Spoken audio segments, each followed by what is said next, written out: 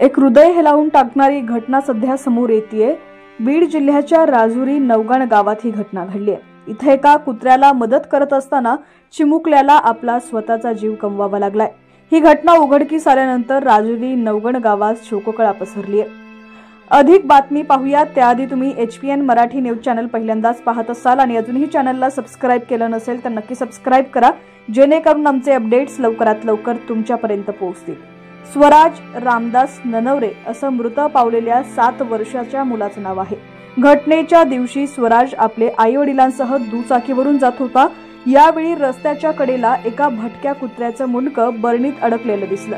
त्यामुळे कुत्र्याची मदत करण्यासाठी कुटुंबानं दुचाकी थांबवली, पण त्यानंतर घडलेल्या घटनेत मुलाचा मृत्यू झाला। घटनेच्या दिवशी मृत मुलाचे वडील रामदास ननवरे आपला मुलगा स्वराज आणि पत्नी स्वाती यांच्यासह बीड शहरात खासगी कामानिमित्त गेले होते। तिथं काम आटोपल्यानंतर हे कुटुंब दुचाकीनं परत आपल्या गावी निघाले होते।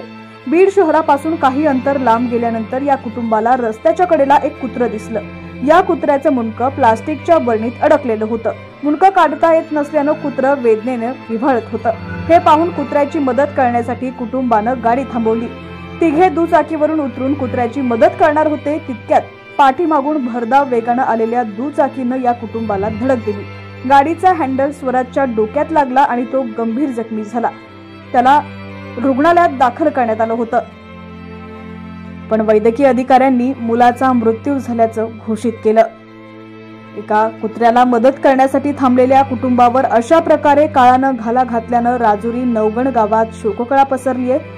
या प्रकरणी रामदास ननवरे यांच्या फिर्यादीवरून पोलिसांनी अपघातास कारणीभूत ठरलेल्या दुचाकीस्वारावर गुन्हा दाखल केलाय।